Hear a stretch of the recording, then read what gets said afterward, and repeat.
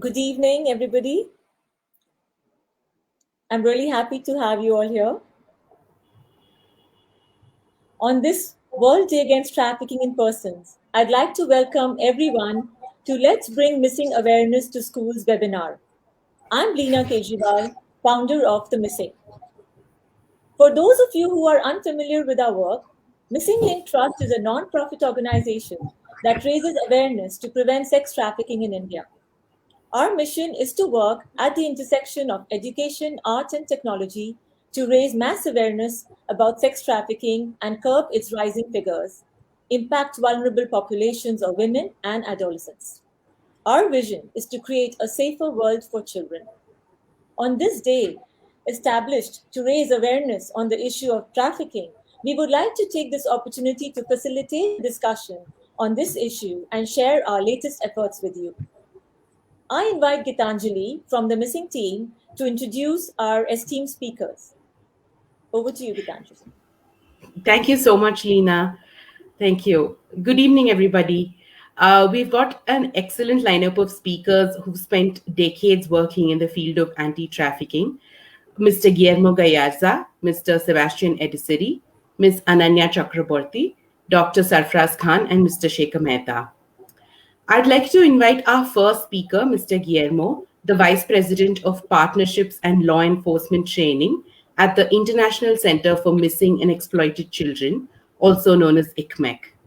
He's been running ICMEC's law enforcement training program to equip prosecutors and investigators alike with knowledge and tools to better protect children from online sexual exploitation. I'd like to invite him to share with us how we can better protect children from sexual abuse and exploitation. Thank you for joining us, Mr. Guillermo. Over to you. I think you're on mute. There we go. It always happens to us. Good afternoon, and thank you so much for the kind invitation. My name is Guillermo, and I'm at the International Center for Missing and Exploited Children. In my short 7 to 10 minutes, I really want to talk about a very important issue, and as we know, is trafficking and sexual exploitation online. Let's face it. The past 18 months have been a really crucial time for all of us, all over the world, because the world is in a health crisis. Having said this, this has given us a new challenge because children, adolescents, and teenagers are spending more time at home more than ever. And that means they are playing video games, they're having access to the latest technologies, and they're going to school or at home. At the same time, child sex offenders, predators, are also working from home. They're spending more time at home than ever. This opens a vulnerable space for children because As we know, technology is now a way that offenders are reaching out to children. Uh, in the latest reports that we have received, because of COVID, reports have gone off the roof because, again, children are spending more time at home and child sex offenders are accessing latest technologies to abuse children. And when we talk about abuse children online, we're talking about the worst of the worst images of children that are being trafficked and sexually abused online. We're talking about hundreds and hundreds of thousands of images circulating the internet right now. I want to make sure that this is not a victimless crime. We always think because it's an image, because it's a picture, there's not a victim behind.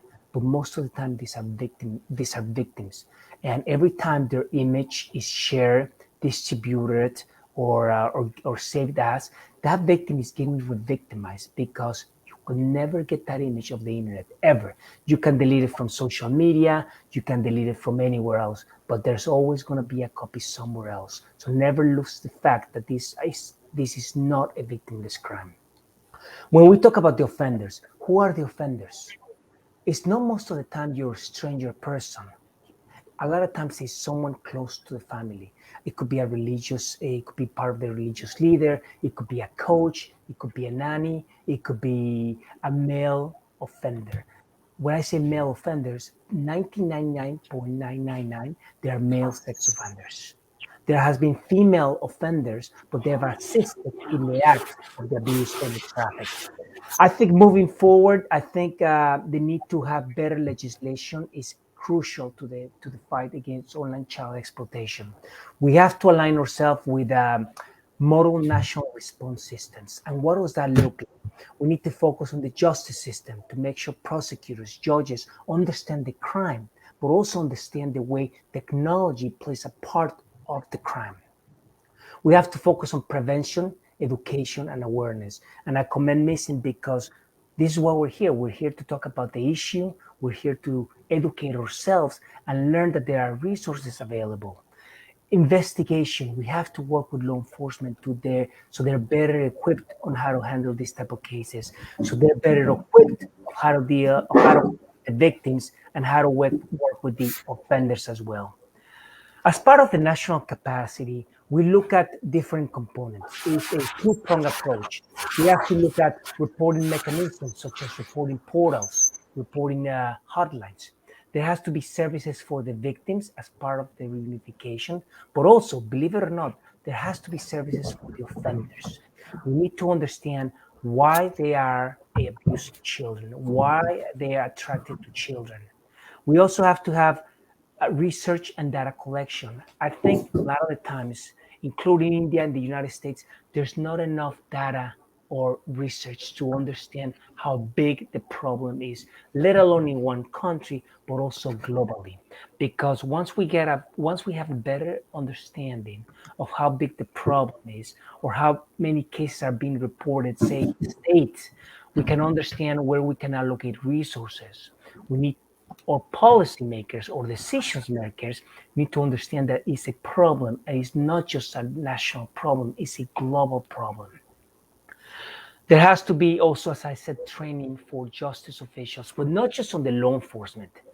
Teachers, academia, research is a multidisciplinary approach. We as NGOs cannot do all the work. We have to work with industry, with our public-private partners, and also with other NGOs all over the world.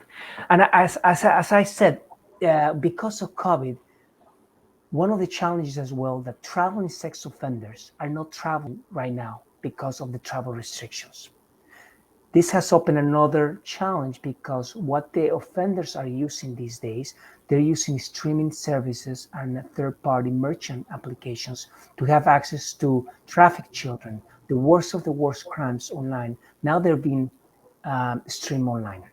So that's another challenge that we need to continue to work with financial industry, but also with the gaming industry. So as I said, it's a global picture, but I think if we as a society, we educate ourselves of the challenges, but also the opportunities that are out there, I think we can make the world safer for our children. We often say, let's protect our children because they're the future of tomorrow. But let's think about that. Let's protect our children now, because this is how they're living right now. And we have to protect them every day.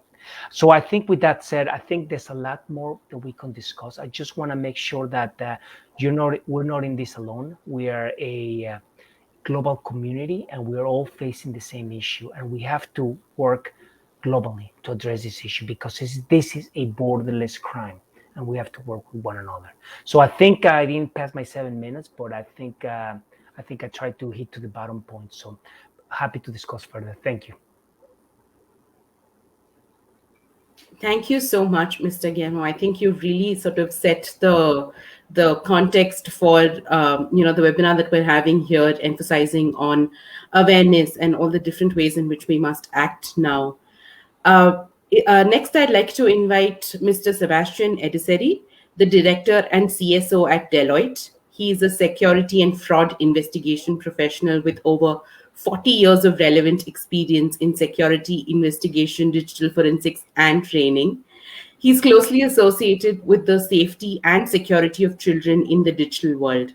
He's also a consultant trainer with ECMEC for law enforcement training on investigation of computer-facilitated crimes against children. Thank you so much for joining us, Mr. Ediseri. Please go ahead. Thank you, Lena and Missing team. I'll be spending some minutes on child sexual abuse online, a growing pandemic alongside COVID-19. And before commencing my topic, let me say this. My talk is mainly based on the Indian realities, as I support many law enforcement groups in fighting this pandemic in India.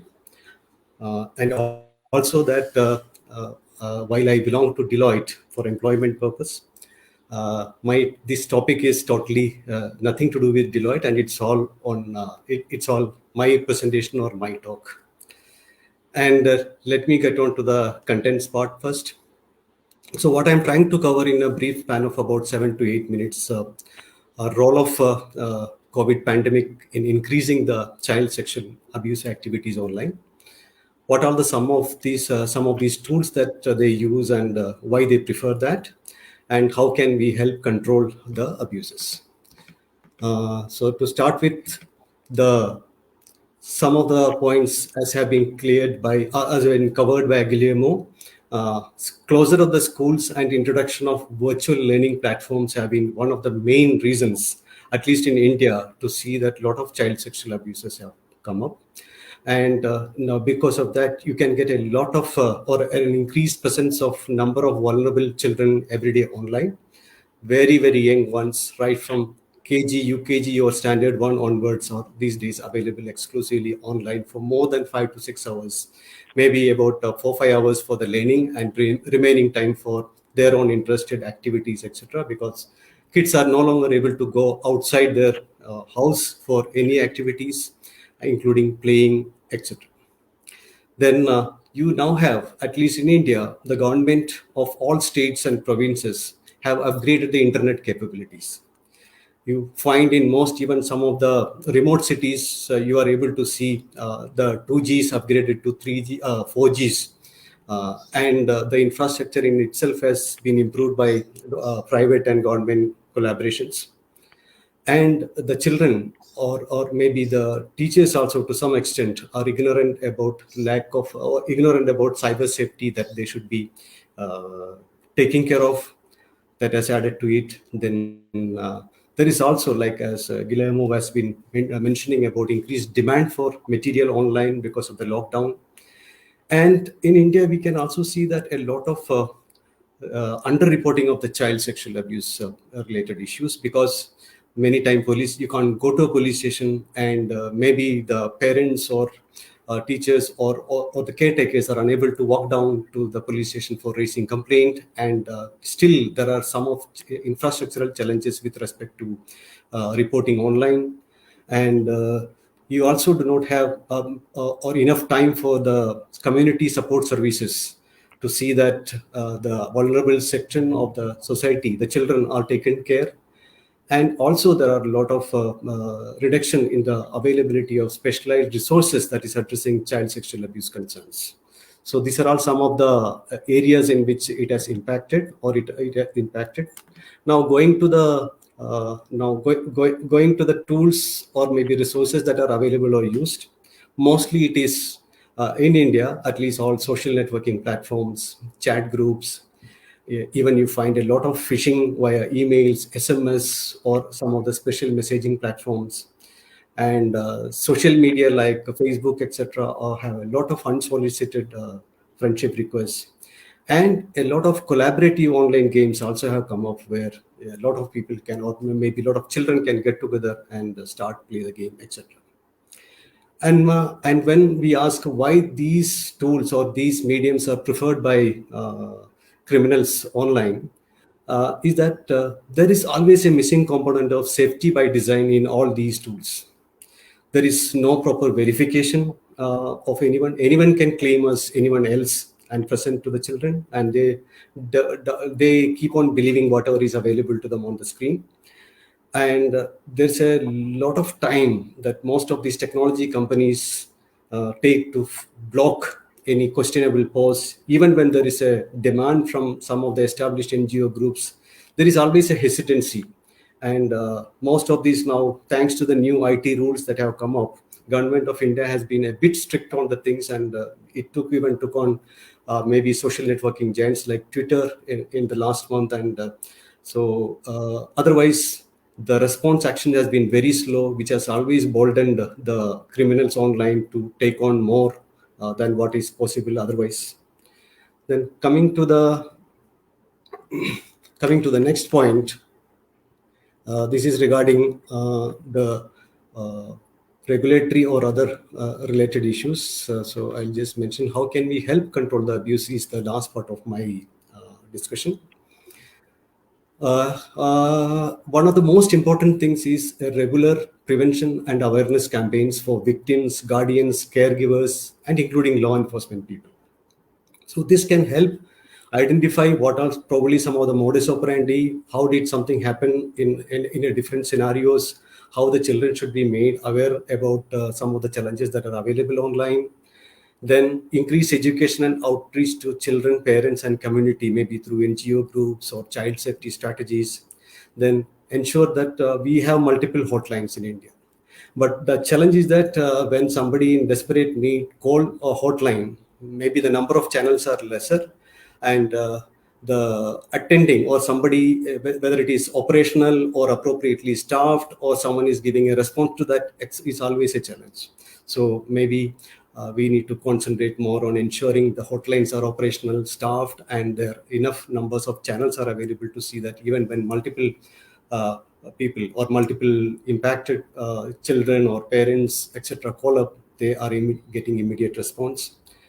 And also we have in India multiple state, multiple provinces, and sharing of information between different police agencies or maybe between NGO groups, etc., is very limited. Maybe if they all get together, like something what Guillermo has told, like maybe it's a global problem, it's a borderless problem. So at least within India, this border of between state, provinces, etc., should be completely removed. There has to be some coordinated agency who can give details about different modus operandi and how things are happening, etc. That can also increase to control the abuse. Then increase in transparency and accountability of technology companies. They are normally not so very good, at least from the India perspective, in terms of prevention, moderation, and action taken on report of child sex abuse. And also it is coming on the very design approach itself. Like many of these tools, anyone can impersonate, and that becomes a major challenge. And last but not least point that I want to mention about is we need to give maybe a specialized support for victims and survivors, and some sort of rehabilitation and settlement to see that all their troubles at least come to an end someday. And with that, I would like to close on my points. And thanks, Lina and team. Thank you. Thank you so much, Mr. Ediseri. Thank you. We've learned so much from you, and we continue to learn from you every time you speak to us. Thank you so much. Next, I'd like to invite Ms. Ananya Chakraborty. She's a national award-winning documentary filmmaker and broadcast journalist who specialized in trafficking and other gender issues. She's currently the chairperson of West Bengal Commission for Protection of Child Rights. She's a real-life heroine who saved a woman from getting molested outside a busy Kolkata metro station. Ms. Chakraborty has been a vocal crusader for women's rights and was the first to make a documentary on sexual harassment at the workplace in India. Thank you so much for joining us, Ms. Chakraborty. Welcome. Thank you so much, Gitanjali. And thank you, Lena, for inviting me to this extremely distinguished panel. The first thing that I would like to say is that while we are working on trafficking, it's very important to again reiterate the difference between migration and trafficking. Because if we only discuss about the perils of trafficking, then, as a result, what happens is that we tend to keep our girls back in villages and in certain countries that, going out means you can fall into a trap, you can get into danger. So we are clipping their wings, the wings of the girls especially. So I am of the very strong opinion that we must also advocate for safe migration. And we must also campaign that there is a difference between migration and trafficking. That all migration does not end up in trafficking, and it's all right to migrate. All of us have migrated from somewhere or the other. My father may have migrated from somewhere. My mother might have migrated from somewhere. They were not residents of Calcutta. So tomorrow, my child might want to migrate somewhere else for work, and it is all right. That is how civilization is. That's from the beginning of civilization. People have migrated for a better life. So I feel it's very important to understand that, and then go on to the issue of trafficking, that migration has to be safe. How to make migration safe? How to be informed? Informed migration is safe migration, and that does not end in trafficking. So that is the first thing that I would like to reiterate today on the day against trafficking, that we need to make this difference. And also, all trafficking victims don't end up as sex, they don't end up in the sex trade. They can be into labor and all that, and all kinds of places. And also that all sex workers were not trafficked. We also have to understand that. Yes, they had no options, probably. They had no career options, which is why they went into the sex trade, but they were not necessarily all trafficked. So we also need to, understand that. The problem today, the biggest problem today, as has been stated, is that trafficking has gone online. It has gone online in a very bigger way from last year. So ever since COVID broke out, there has been online trafficking earlier also. Online live streaming. We have had an international conference on trafficking about 4 years ago, 3-4 years ago. That was the first international conference on trafficking in India. We had it in Calcutta, where we had people coming in from 15 different countries and talking about it. And so it had existed already. But this COVID situation gave it a fillip, because as has been rightly pointed out, that sexual predators could not travel, so they took use of the social sites, of the online sites, which is how online trafficking has really improved. And I absolutely agree that there is very little information on it and very little awareness on it, on how it operates and how to counter it. So if today, for example, I suddenly find that my photograph is morphed with something, and it's up there somewhere, even I might not know where to go.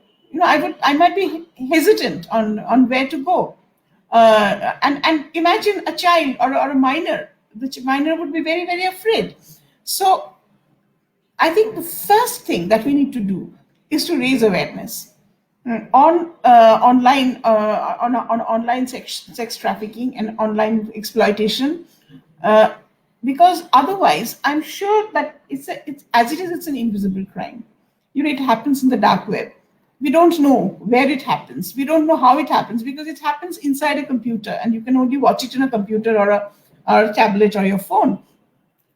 So it's very difficult to find them, and then to actually trace it, to go to the police and complain in lodge a complaint in a proper way.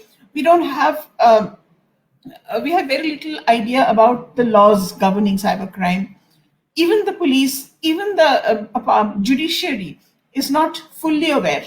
They are being constantly made aware. Even in our country, in Bengal, we have one very good lawyer called Bibhash Chatterjee, who is considered to be who is the best lawyer in cybercrime, and he has 100% success rate. He has managed to get people convicted in cases of cybercrime, 100% conviction. He is excellent, but there are very few lawyers like him. He is very good and he's very honest. But otherwise, it becomes very, very difficult. So I think we must all join hands together, to raise awareness that there is a difference between trafficking and migration, the importance of safe migration, to make children and parents aware that to be very careful on how you use how one uses the internet. Now we have to allow the children to allow the internet, to use the internet, because of online classes, and because we are all segregated in homes and all that. We don't. There's no socializing as such. So therefore, the use of internet has gone up, and the crime will also go up. So we have to raise awareness there. I don't know exactly how, except that we have created handbooks. This was, of course, created before COVID, but we have created handbooks in all languages, in Bengali, English, and Hindi, all languages, meaning these three, which is about stay safe online. And we also have some music videos on stay safe online. And we use that extensively. We use the handbook extensively, and we play the songs. It's available on our social media, and anyone can use it. All our materials are copylefted. So, but we all need to work on it. We all need to raise awareness, starting from home, starting from your own family, that how to make your children more aware, and maybe use children as stakeholders, and use them to train other children, because children often don't like being told by elders that don't do this, don't do that. But if other children tell them, then it's like peer kind of a thing. So then it becomes more acceptable to them. Yeah, so this is what I wanted to say. If there is anything else later on, any question, I'm very willing to answer. Thank you. Thank you so much. Thank you so much, Ms. Chakraborty. I'm so glad you stressed on the point that protecting women and children should not be confused with curtailing their freedom. We completely agree with you. Thank you so much. I'd like to invite our next speaker, Mr. Shekhar Mehta, the Rotary International President 2021. A Rotary member since 1984, Mr. Mehta has served as the director, member, and chair of several committees. He's also the chair of Rotary Foundation India. He's the architect of the TEACH program, which promotes literacy throughout India and has reached thousands of schools. Mr. Mehta has received Rotary's Service Above Self Award and the Rotary Foundation's Citation for Meritorious Service and Distinguished Service Award. Thank you so much for joining us. Shekhar. Thank you. Thank you so much. First of all, thank you, Leena, so much for inviting me to this very important discussion on a very important day that we all need to take note of. I'm sorry I'm having to speak from the car because the place where I came, I've not been able to get out, and I'm running low on battery, phone battery, my dongle battery. So sorry to interject and come early on. I'll just speak and I'll have to leave, not even wait for any Q&A. I'm so sorry, Leena, but probably for another day. But I'm very happy that this event is being organized today. I've seen your passion from day one, probably, how passionate you have been for the cause, and it is a cause which probably has reached bigger dimensions in today's environment. The pandemic has led to a higher rate of human trafficking, and it's good that on World Day Against Trafficking in Persons that we are discussing these issues. As it is during the pandemic, the people who otherwise are disadvantaged or discriminated, they are the worst affected people during the pandemic. As it is, their vulnerability gets compounded during such periods, and predators find it much more easy. They find ways to exploit at such situations. Also, the pandemic has led to people's economy go haywire. Absolutely, the poor people do not have access to work at times. They are not getting paid. They are having to go back home, and that's not helping their economy at all. And for economic reasons, at times the trafficking is increasing. The worsening economic situations, social effects, all of this is leading to higher growth in trafficking. And I mean, 65% of the people who are getting trafficked are women and children. And it so happens that for the current year, Rotary, the worldwide, the overarching theme is empowering girls. And I'm so happy that we are discussing this issue today. Rotary would be very happy to work with Missing Anywhere that we can, Leena, because this is the focus area.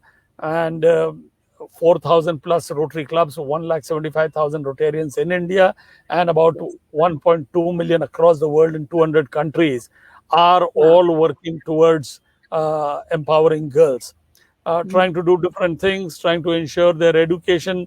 Well, for a long term, I think education is the best thing that we can do, creating awareness, telling people that how you may be trapped into such situations. If they understand vulnerable people, I think they will be better equipped to be able to stall trafficking.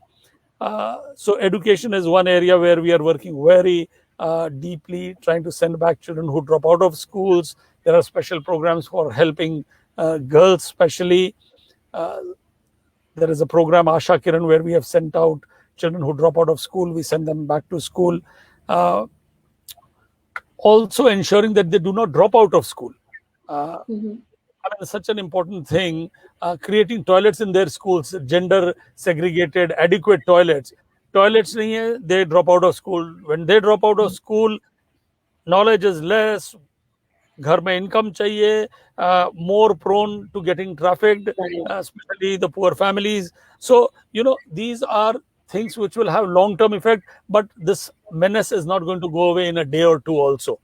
We will have to strike right at the roots, and probably the root cause, the biggest way, I think, would be educating people and making them aware. Absolutely. Yes. Education is extremely, extremely important. And I'm so very happy that you've taken up this program of MASP. And Leena, it dovetails very well into the program of e-learning that we have. Now, it so happens the e-learning program is where we have created audiovisual content for NCERT, and right from class 1 to class 12, it has been given to NCERT free of cost. There are about 2,000 videos that we have created, half an hour episodes, and given to NCERT. And this is being seen by more than 1 crore children every day on the Prime Minister e-Vidya channels, PM e-Vidya channels, class 1 to 12, as well as on the Diksha portal.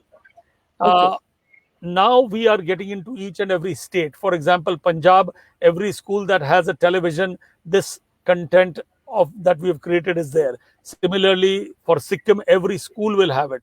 Just 2 days back, we signed an MOU with them. Very soon, we'll be signing an MOU with Arunachal Pradesh and different states. 2 days back, I met the Chief Minister of Uttar Pradesh. He's very keen that we do this in Uttar Pradesh, all of Uttar Pradesh. So thousands and thousands of schools, if not lakhs of schools, who will be able to access. So that can be a wonderful place for you to house content that you want children to know.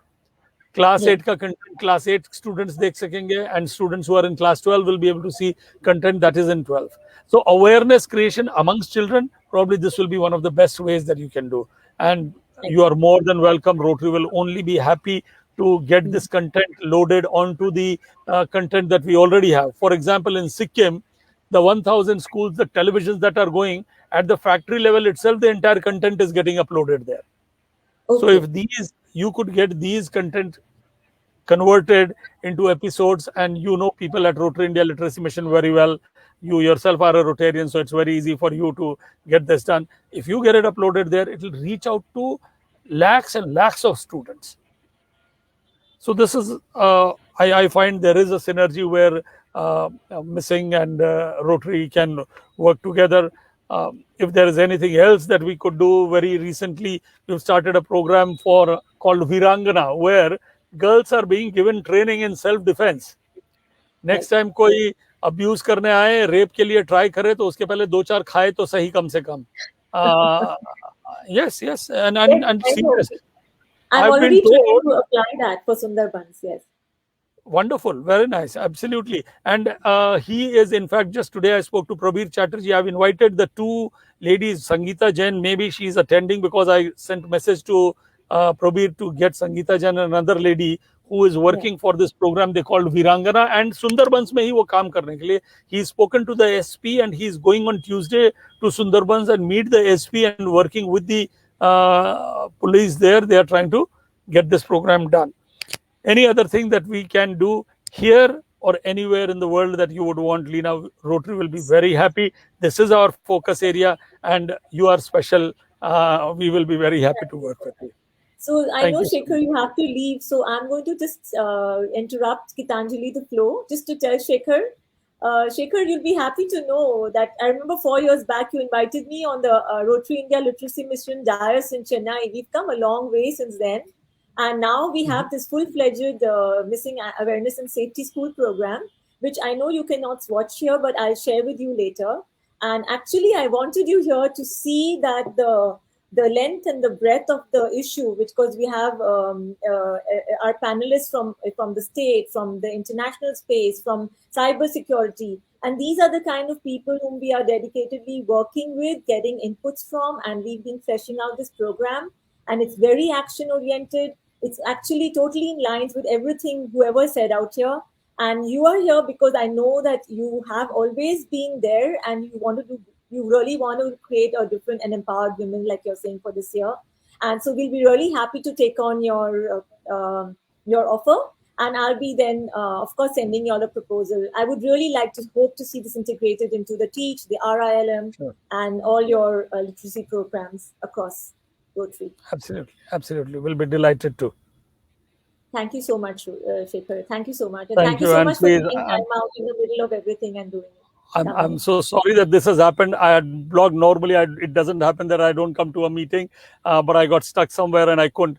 And a beach में से meeting में मैंने कहा this is important. I have to go. Rotary होता तो मैं इधर उधर कर देता, but it was you. I wouldn't want to do that. Thank you so much, all panelists. Excusing myself from all of you. I heard Ms. Chakravarti. That was wonderful. She is an excellent resource to work with, and I'm sure so are the other panelists. Yes. We all need to work together. Thanks. Thank you so much.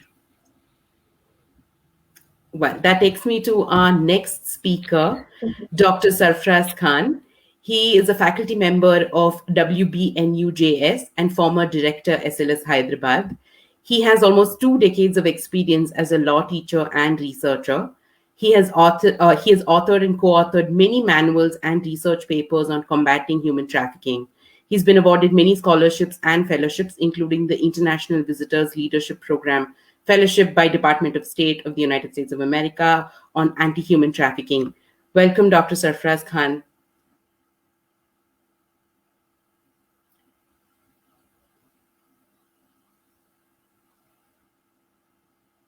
Is it my internet?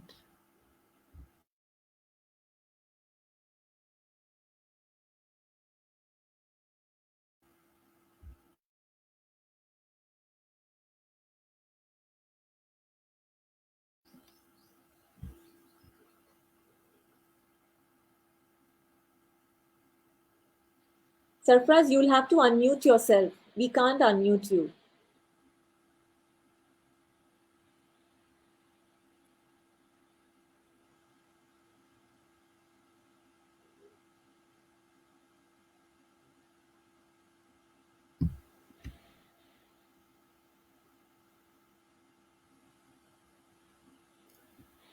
I think there's an issue. Yeah, I think, Leena, there is a network issue with him. He's coming on and off on the screen. There's a You lot of want to lag. sign in again? I think if he signs in again, Sarfraz, you want to try and by signing in again? Okay, there's a network issue on his end, is it? I think so. So, Yeah, he's back, I think, now. okay.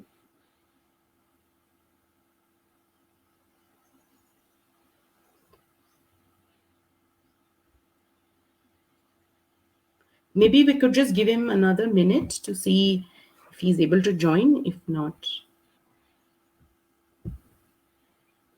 we can move on to some questions.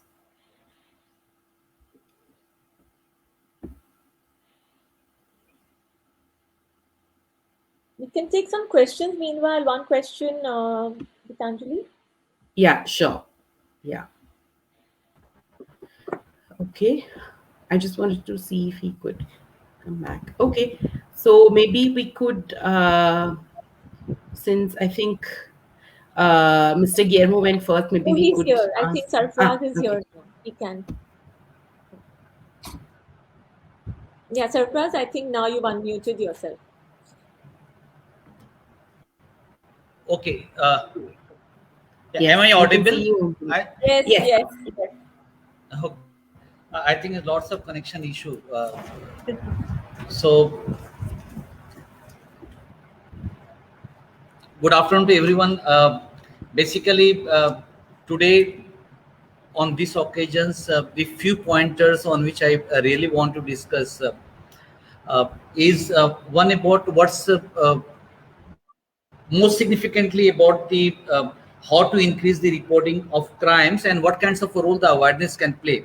But before going into it, late in few minutes times, we can cover two more things which I want to discuss.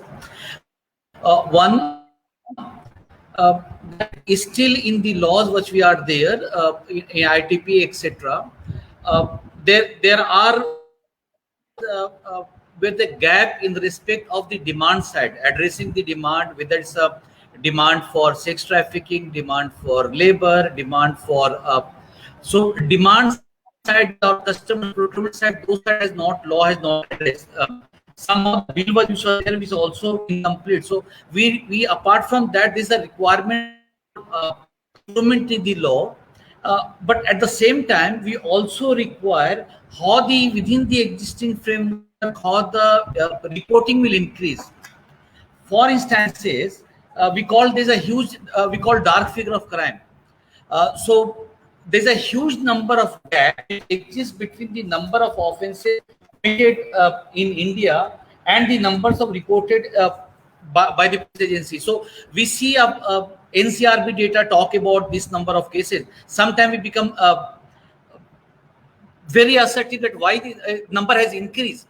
But number has increased in the NCRB data. It is also a sign that the peoples are agreeable to report. So there's a much more awareness at the grassroots level. More and more peoples are going to report the crimes, and the number of the percentage of dark figure of crime will decrease. So we know in many part of the world, in some places it is says that only 15% of the offenses which committed are being reported. Some reports suggested globally 40% cases are reported. In India, also we find a huge gap between when we see the report which comes from the Ministry of Health or when we see the report which comes from the NCRB data. So there are violence at home, violence at other places, but when we see the prosecution, it's a very small number of cases. So it's a huge gap between the offenses which is being committed, children which is victimized. In fact, a million of cases every day in the difficult situation where children are in sex trafficking conditions where the children are in different red light areas. Every day there are rapes, and we are tolerating it. We are not recognizing it. We are not reporting in which it can. I have done a research work just 2-3 years ago, and it's based on 80 case studies. And I was astonished to find that those 82 case studies, my was those where the NGOs were involved, 2 countries' government were involved, being India and Bangladesh. Despite that, only 52 cases, that means 66% cases there were prosecution, and still 33% cases there is no prosecution. Out of these 66% cases, there are only 17 cases where appropriate section of law or ITPA was used. So we have a gap. We have a gaps between there are less number of reporting, so huge gaps of dark figure of crime. Two, even when there's a reporting, there is no guarantee that appropriate provision of law is being used. So how to fill the vacuum? The vacuum can only be filled if we can reach the awareness or informations about it from the grassroots, starting from the schools to the children, to Anganwadi workers, to the village panchayat, and everyone must be know about it. So as soon as we can increase the awareness, I think that will be a great tool to addressing the issues, to reduce the your dark figure of crime, as well as filling the gap. So improvement we can always bring in the law, but more than improvement, whatever the existing mechanisms are there, are those being utilized? Are we using them? Is there a number of FIR is being registered in the cases? If when the FIR is registered, are they using appropriate provision of the law? Because I know several cases where police happy to register FIR in IPC, but they don't touch ITPA, they don't touch bonded labor, they don't touch child labor. So there is a gap between, we file satisfaction by the number of FIR, but their gap is just in the using the appropriate provision of law. And I think these initiatives of creating more awareness can go a long way in addressing the issues. So that's basically a few words which I wanted to discuss today. Thank you. Right. Sarfraz, that was very short. Anything else? I know you're very passionate about the issue and you've written multiple. In fact, you've gone deeper into also certain incidences. Like I remember your insights into the red light being the most open illegal space in a city, and things like that, which that's true. That's true. So like recently one paper which I have seen, which is under process of publications, where I use the word what we require is change from tolerance to intolerance in respect of the sexual violence against children, particularly in the red light areas. And what I have seen, that the amount of violence which taken place even in the worst kinds of scenario in the world. So when we have war in some countries where the armed struggles are there, even in those circumstances, the figure which we find about the number of sexual offenses, a much higher figure we find in the red light areas in India. These figures are in real time, I say, dark figure of crime, and somewhere it becomes a tolerable effort for us, because say even smaller red light areas in a country, where even if these are 20 girls are there and 10 customers uses them, these are 200 rape legally speaking, 200 rape under the IPC or POCSO is being committed every day, and this figure is a dark figure of crime. Nobody, we don't talk about it, or even if we do, we don't know how to deal with it, because these are little chances to getting reporting of it, little chances to getting prosecution of it. To the another thing is about the bill which came recently. Still we require, there's lots of struggle which we have to face. One, till the time we able to address the issue of demand in India as well as in other places, we will not able to see or end these exploitations at any places, particularly in sex trafficking. Still we don't have law drafted in such a manner which can going to address the demand. Neither is not there in the ITPA, nor the bill has prescribed. Experience shows that the countries where the demands are there, the number of trafficking has decreased. Even there are some research where the traffickers interviews published, and the traffickers said that look, we don't traffic in this country because this country become not a good market today, because the prosecution has started against the customers. As soon as the prosecution started against the customers or the demand creators, the number decreases, the red light areas shrink. So it has an adverse impact. At the same time, it will, apart from this, there's another challenge will come, how to deal with the people who are there already in the red light districts or who want to withdraw themselves. What kind of a rehabilitation mechanism we can give, what support system should be there from the state. So my own feeling is that in trafficking cases, particularly if you see the sex trafficking cases, we need to address demand one side, other side we need to address the vulnerability. When we need to address the and both should go simultaneously. It cannot be one after another. So it's not that we can pass a law against the customer and we are not talking anything about the rehabilitations, reintegrations, preventions, giving support system, creating a supportive environment for the children who are there. So in this mechanism also, I think there's a lots of scope for improvement. ITPA bill, which was there in 2006, it has a specific provisions. I don't know when the new bill came into, it has not used the same language. IPC, when came into existence, I rarely find in IPC 370 we feel some satisfaction that it used is defined human trafficking, but it is astonishing that in section 320 IPC, when they defined the term human trafficking verbatim copied from Article 3, they deleted 4 important words and the possession of vulnerability of a victim. Now, we all know the trafficking taking place because of the vulnerability, be it sex trafficking, be it labor trafficking, be it child exploitation, it's all because of the vulnerability. And suddenly in section 370 IPC, legislature has deliberately omitted that part, these 4 words, which was most significant of the Article 3 of the trafficking protocol. In the current bill which was there, I think that has been taken care. So they have the provision. So we require to address one side the demand issues.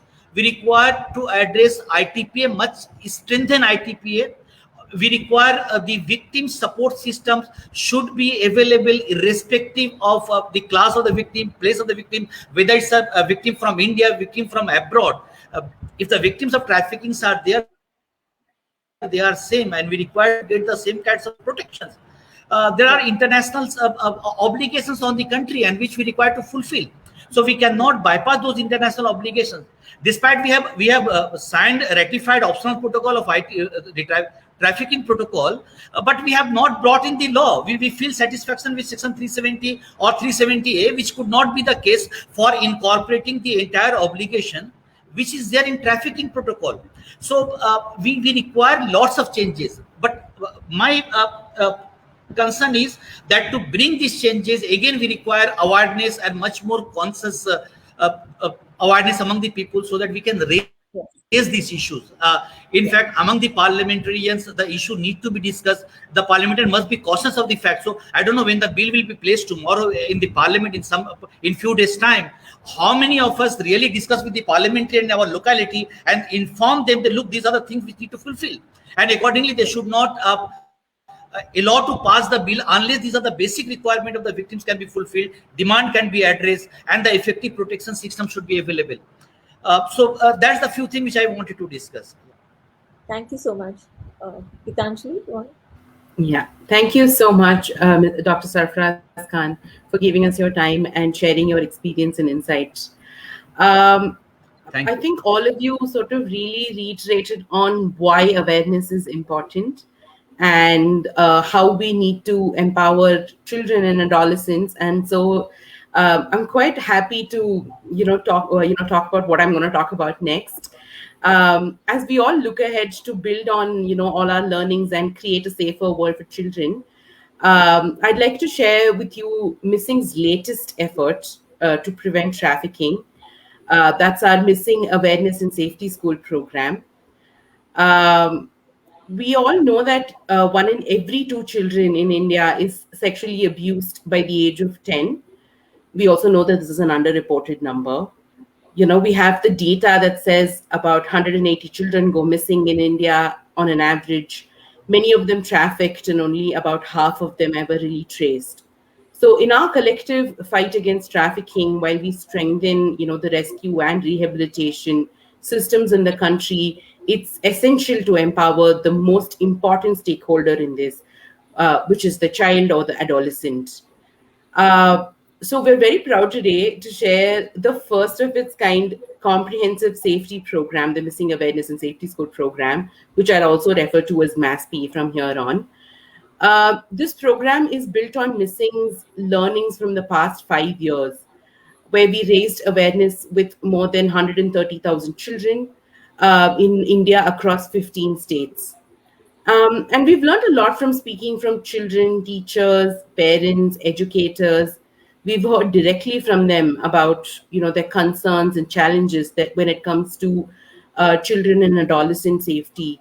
So together with them, we've created an innovative digital pedagogy to teach and learn what safety is, how to identify instances of abuse and exploitation, and how to report them. So MASP brings together interesting narratives, games, activities to provide immersive and experiential learning. We'd like to introduce our program with a short trailer.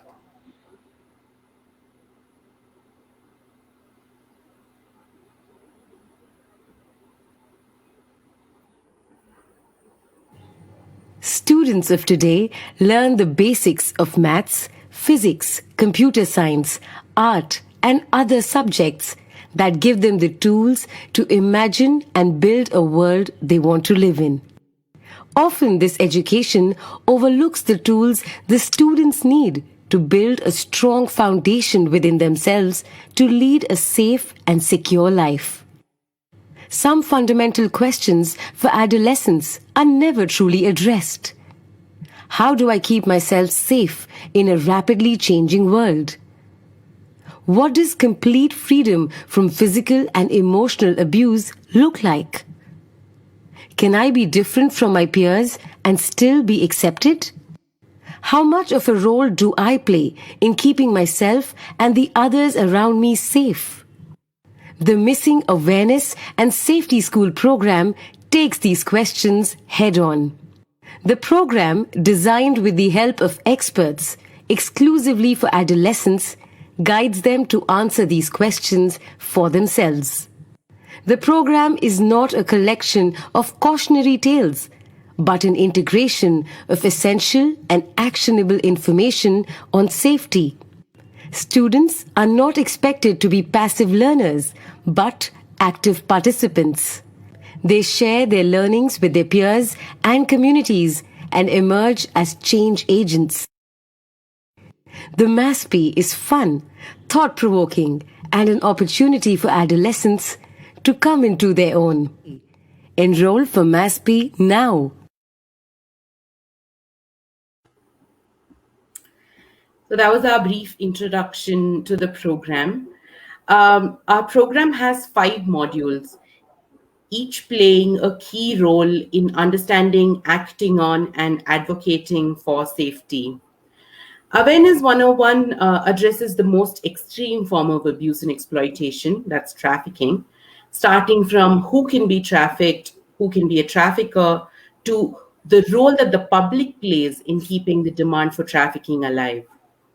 The second module, cyber safety, addresses the concerns of adolescents whose lives constantly weave in and out of the online world, from practical information on how to keep themselves safe online to understanding how online exploitation works.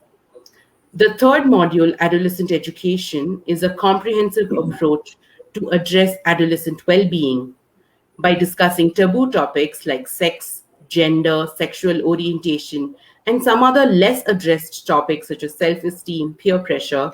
In a safe space, they can closely examine how each of these can strengthen their own identity or create vulnerabilities that can be exploited. We call these 3 the critical thinking modules. The modules that I'm about to present, we call them creative thinking modules. The critical thinking modules bring adolescents information that they need to keep themselves safe and look at their own experiences critically to protect themselves. We want the participants of the program to truly engage with the learnings around their own safety. We believe that teaching is the best way to learn, and there's no greater way to take ownership of an issue than becoming an active advocate for it. So create your own board game module allows each learner to reflect on their everyday actions, say as either safe or unsafe.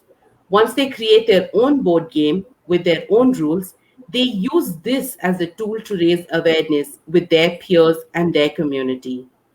Launch Your Own Awareness campaign kindles a change maker within every participant. Each participant has the opportunity to wield the power of online or offline media to launch a campaign to advocate for the prevention of abuse and exploitation. Based on each student's interest, they can create posters, put up street plays, or post on social media to raise awareness. It gives them a sense of ownership of the issue and makes them a spokesperson for every missing child. So, MASPI isn't just like a collection of bare do's and don'ts that the participants might forget as soon as they can. Instead, MASPI is a journey and an experience. Each topic in the program is presented to the participant in the form of an interesting animated video. These videos are short and engaging. Each session of the program has an activity to get participants to look at their own beliefs, biases, and everyday experiences critically. For true immersive and experiential learning, MASPI has Missing's innovative digital tools embedded in them. The Missing game for a cause that puts each participant in the shoes of a trafficking victim. The Missing stencil project, which gives the participants the ownership of the cause by starting a public dialogue. Or the interactive digital comic, Web of Deceit, that takes the participants to the shadows of the online world. The journey of each of these participants is mapped, and at every step, the participant fully understands the progress that they've made and what is it that they're working towards. So when a participant takes a step closer, going from understanding to advocating, they get a badge. These badges reflect the purpose of the program and make it accessible to adolescents. The program is accompanied by an inspiring resource library curated by thought leaders across disciplines. So this is a 15-hour program that can be completed in about 4 months' time by just dedicating 40 minutes a week. Or it can be completed earlier or later, depending on the preference of the school or the student. Missing's vision is to create a safer world for every child, which means that we need to reach every last child or adolescent in the country with this program. Our strategy to make this a reality is to take an integrated approach to reach those across the digital divide. So we offer this program in 3 modes, 2 online modes and 1 offline mode. Speaking about our first online mode, when the pandemic, limited the way that we interact, teach, and learn, Missing adapted by developing a dedicated web application for the program. Our web application allows adolescents with smart devices and internet access to join and participate in the program. The program design keeps in mind, the ease of use that's required, and it involves very little work for our already overburdened teachers. There are also many organizations in the country that are working towards promoting digital access and literacy among adolescents. So Missing will work in partnership with these organizations to deliver the program on a messaging platform like WhatsApp through smartphones and tablets. And there are a majority of adolescents in India who don't have digital access or internet access, and many of them are vulnerable. So MASPI can be delivered entirely offline for them. With the help of a school or an organization that works with adolescents, the entire program can be implemented by training the trainers who will use audiovisual screens and other methods to impart this information and knowledge. So this is the program flow for the online and offline modes, where Missing will connect with the school or an NGO. They connect us to the student body through the web app or smartphones for our online mode. And then the school or the students sign up for the web app, and the students participate in the MASPI, and we get the activities and surveys that we've got embedded through the program, so that we can continue to learn from from their answers and what impact we've been able to create. With offline as well, the flow is similar, where Missing will connect with a school or an NGO. They will train a teacher or a facilitator, and then the teacher or facilitator will conduct the MASPI, and they'll share their learnings back with us so our program can evolve. So we've tried to make this flow as simple as possible so we can reach as many students as we can. Being the first of its kind program, the MASP makes the commitment to demonstrate that by raising awareness, we can keep our youth safer. That's why the program is embedded with thorough monitoring and evaluation systems to understand the impact of the program and learn how we can make it better. Each point we study is mapped to the mindset shifts that we aim to create on Missing's theory of change. By design, the benefits of MASP will ripple through to the larger world to create a safer world for all. I would like to invite Lena to officially launch this program. I'd love to get everybody on stage, Gitanjali. Let's get everybody. Yeah, let's get everybody on. Yeah. So this is the time where all of us, I mean, this is just that this is the way we do it online nowadays.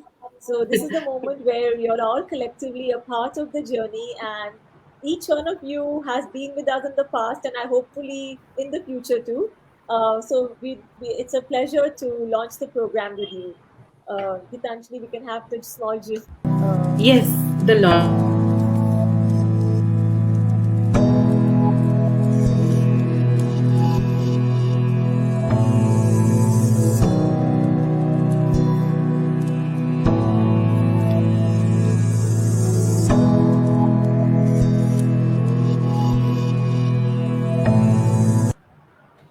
Oh, it's a sweet moment for me. Yeah, us also. We've been working on this for so long, and Sebastian knows, Sarfraz knows, Ananya Dee knows. Guillermo, we have only just started speaking, so I'm really looking forward to seeing where we take this across the world or wherever you think it fits. But because everybody here has spoken about the importance of awareness, right from Sarfraz, though he's talking about hardcore laws, he's talking they are not going to be effective till people don't know about them. Ananya Dee talks about teaching the children themselves should be teaching. And Ananya Dee, this is what the program does. It's learning, teaching to teach. So that's the greatest form of reinforcing that they become the spokesperson for their own safety. And I think Sebastian has been a part of our journey from day one, and all his inputs in the cyber safety module have been in this totally invaluable, Sebastian. Guillermo, we would love to give you a proper demonstration, more insights. I know the team is already speaking with us. And if anybody has any questions here, do we have any questions? I know we run a little over, but I'm sure if there are some nice questions for our esteemed panel, we should take them, Gitanjali. I'd love to hear them talk because they all spoke so little. We do have some questions. So I'll start with Mr. Gamer because he went first. Yeah. You spoke about how NGOs alone cannot, do the work of preventing trafficking, that we have to build a multidisciplinary approach towards tackling the issue. Can you tell us from your experience in training with, private entities, organizations, and schools, how far the impact of education can go? An education program. I cannot be. Well, so I think when we look at multidisciplinary approaches, right? So we have several pillars. We have the justice, which is law enforcement, prosecutors, judges, etc. We have the research and data collection, the academic component. But I think with the education, and let's face it, when children go back to school, eventually they will go back to school. They spend most of the time with the teachers, with the counselors. So I think within that frame, we need to make sure that the school systems are aware, the educators are aware of the signs of child sexual abuse, the behavior, the psychological component. Because I think, and no, actually, I don't think, there has been a lot of cases where the children are groomed, they're sextorted online. And this happens all the time, 24/7. Before, when I was growing up and there was no internet, that sextortion, that extortion would happen at school, during the lunch break, during the free time. But now it's online and it happens everywhere. As a result of that, because of the children are toward it. The harassment continues to happen online, and a lot of times a lot of children have committed suicide because they cannot take it on. We need to educate the schools of the signs of that type of abuse, the signs of behavior, not only the teachers but the psychology, the psychological team at schools, the social workers, the medical staff at school. So I think that's a very important component, right? And there's within the school systems, there are many different patterns that we could address the education and awareness. Right now, we have education programs for schools, for international schools right now, but that's very limited, and I would love to see how we can expand that component to all different type of schools as well. I hear you. Education for all, a particular kind of education for all. Thank you so much, Mr. Sebastian. If I have a question for you. Constantly hear about we hear about the numbers of child sexual abuse material reports and the cases all the time, and it's nothing short of shocking.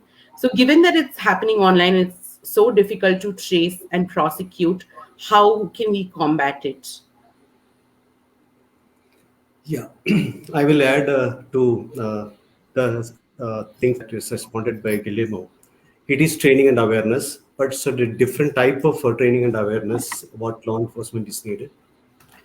There's a lot of things that is provided by Interpol. I think ICMEC, ICMEC is contributing a lot to the database and such activities. So one thing is, and the most important thing is, how to collect digital evidence which is acceptable in a court of law. Because our law enforcement teams, they many times do a wonderful job of apprehending the criminal. And however, by the time when they present this evidence to court of law, the challenges of digital evidence coming. It is very, the digital evidence can be, what you can say, it can be told that this is tampered, this is placed by law enforcement agency, this is not their own, someone else has done it, someone has morphed it, all these sort of things. So there are appropriate collection methodologies that courts internationally accept as tamper-proof and as an evidence of collected in an appropriate manner. There are certain techniques called hashing, etc., at the time of collection, and subsequently at the time of presenting at the court of law. This can be matched and confirmed that the evidence that is presented before the court is same what was collected from the scene of evidence.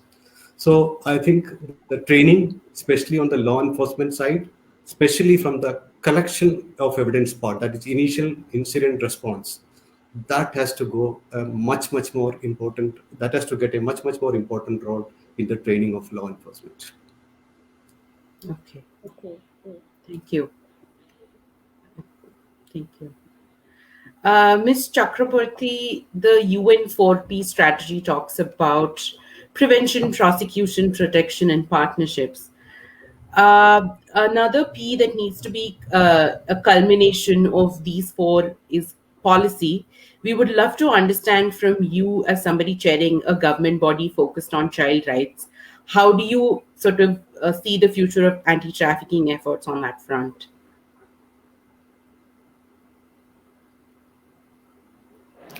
Well, West Bengal, as you know, has a high incidence of trafficking because we have so many international borders that we have. So there is in trafficking, there's out trafficking, and this, we all are aware of it. Which is why West Bengal was the first state to have a separate directorate on child rights and trafficking. And we have a very active anti-human trafficking unit. We have, NGOs and all kinds of people, the police, etc., with the anti-trafficking unit, and they meet regularly to discuss policies and all that. And I've seen how policies have changed. And to give a small example, when I was a filmmaker and I was not in the government, I had visited a few homes for my shooting. And the condition that I had seen then, and there are certain problems that I had seen then, those have been rectified. So I think when a government is willing to work, they can see the policies and they accept that there is a problem, and they're willing to change it. It can be changed. This I'm talking about locally. But of course, it's a national issue. So on the national issue, we have to discuss this with the parliamentarian. But from West Bengal, I'm quite hopeful because as a state, I can see that you can make out how seriously the government is considering the problem when you see the budget allocation.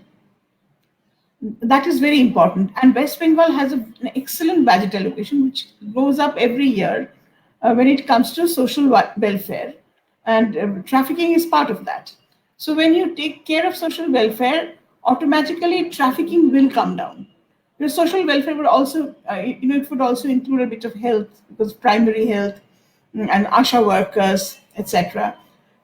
And when you see that the things like panchayats are working and VLCPCs are being activated, because VLCPCs play a very, very important role in prevention of trafficking, in prevention of child marriage, child labor, etc. And they also have some power. They have some constitutional power, and they can actually prevent things from happening. So I think that at least in West Bengal, the government is going in the right direction. Of course, there are challenges. The biggest challenge is the scale. We have a population of 13 crores. It's a huge, huge population that we are dealing with. And we have more population than 3 other states put together. So that is the biggest challenge. The other challenge are so many borders that we are dealing with. But in spite of that, I can see that the department is very active. We have a Directorate of Child Rights and Trafficking, which is very active, which is doing excellent work, constantly training panchayat members, constantly training the police in collaboration with NGOs and all that. So we can see that efforts are on. Of course, it's an ongoing thing. It cannot just go away like that, because it's an ongoing problem. Poverty elevation is a very important factor. Then things like COVID, and we know it for a fact that in situations like this, when there is a natural calamity, or when there is war, or there is civil war, or there is some kind of a tension, like what happened, a pandemic. In these kind of situations, the traffickers, they get a fillip. It becomes easier for them, so much easier for them to operate. These are the push factors which help the trafficker. And we are going through that right now. And it is a very big challenge, but I am hopeful that at least in our state, we are going to live up to it. Lovely. Thank you so much. Thank you. For sharing that. Dr. Sarfraz, we heard you talk about the bill and its implications and the new recommendations and its limitations. How can we collectively overcome these limitations? What could we do? Maybe you could talk a little bit more about that. Now, so we have one opportunity in front of us when this bill will be probably again Ministry of Child Development will place in Parliament. So I don't know how we can persuade the different parliamentarians throughout the country, at least few parliamentarians who can put forward our views. Recommendation time is already over, so some of us has given recommendations to the committee. So that's one thing. And then through awareness, through mobilization, through NGOs only, we can recommend to the government that we need a law. More than stringent law, we must require a law where we can address the issue of punishing the other traffickers along with the demand creators also. So without addressing that, it cannot solve. And parallelly bring the much more mechanisms or adopt best practices. So some of the states newspaper Ananyati, the way they has rescued some children in some West Bengal's. So those are best practices which can be adopted, and we ensure that no place for exploitation should remain there. How can perpetually we can have such place of exploitations with impunity where there is no prosecution exists? So we require law. We require also implementation of those legislations. We require law in the same manner for all trafficking victims, irrespective of their place from where they came. Once the child trafficking victims come from the Nepal, Bangladesh, other places, they are trafficking victims, and we do require to take into account those considerations to solve the issue. So yes, that's again awareness and advocacy that can work. Yeah. Okay, okay, that's great. Thank you for sharing that with us. Um, Lena, do you want to just talk Yeah. about MASP and yeah? Yes. So I'm again expressing my gratitude and thanks for this sweet day when we have launched MASP and for all of you to be here with us. The MASP is setting out to do something which is in the very early days when as an artist, when I came into a red light district and I met a survivor. Uh, she said, I didn't know I could get trafficked. It's a 12-year-old girl, a survivor, whom I met when she was 16. And she said, I didn't know I could get trafficked. And I still remember those words sort of ring in my ears. The lack of awareness and a systematic lack. We can't go in and do one course, one day, 1 year, and then not go back there in that same school the next year, or not reach that particular batch of students saying, in this school, I did it last year, so I won't do it in this year. Kind of a random awareness blanket or net which we kind of throw and which is done sporadically. I think that's what I realized, that it's so important that it becomes part of a curriculum. Like, and even the whole journey of creating the MASP, I mean, Gitanjali will know. So when we were doing the monitoring and the evaluation, I was saying, no, Gitanjali, how can we make sure that we are not just talking about our impacts, we're talking about more than outcomes, we're talking about what exactly have we taught. We've gone into a detailed theory of change for each of our modules. And we can say, like, I mean, like in a very simple layman language, I said, when a class student goes from class 5 to 6, we are able to say, now that student from class 6 knows multiplication, knows division. Just like that, a child who's done Maths P modules from module 1 to module 2, you'll be able to say, or the child will be proudly able to say, I now know, and they'll wear the badge with pride. I now know how to keep myself safe. I know now how to keep my peers safe. I now know, understand that I have a right over my body. I mean, simple layman's asks and motives and goals, but we are mapping them at every stage of the MASP. And I think it's been a beautiful journey of learning for me because I'm an artist, but I've entered into a space where we have to show impact outcomes. And my main peeve and cry in the anti-trafficking space is that we get a lot of corporate social responsibility for people who worked on rescue. How many have you rescued? How many have you rehabilitated? How many have you managed to integrate back into the system? But why should we wait for a girl to get trafficked? That's my key motto which I've been working on. Why do we wait for a girl to get abused, exploited, or trafficked and then to save her? Why do we have to have that kind of a stamp to show, yeah, I'm doing impactful work? I think awareness demands greater energy and greater collaborations and a systematic awareness. I hope there are more people who do more of such work because there is lots to do. There are many children to reach. We have to reach every last child in this space. And we've just made the first module, the first version. We hope to keep upping it, keep tweaking it. And I know the team will know that I'm going to be at the back of there. That Gitanjali, you haven't covered this. Gitanjali, you haven't done that. She is the person who's totally at working on the MASP with me. So I'm really happy for what we are setting out to do, and all of you have been there with us, and y'all. I hope y'all will continue to be there. We will be tapping into your expertise at every point of time, and we really hope to take it far.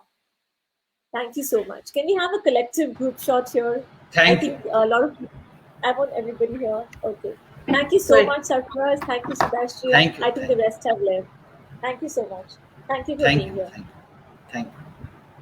Thank you. Thank you. Thanks, everyone. Thank Bye. you, Good day. Yeah. Subhashri. Bye. Bye.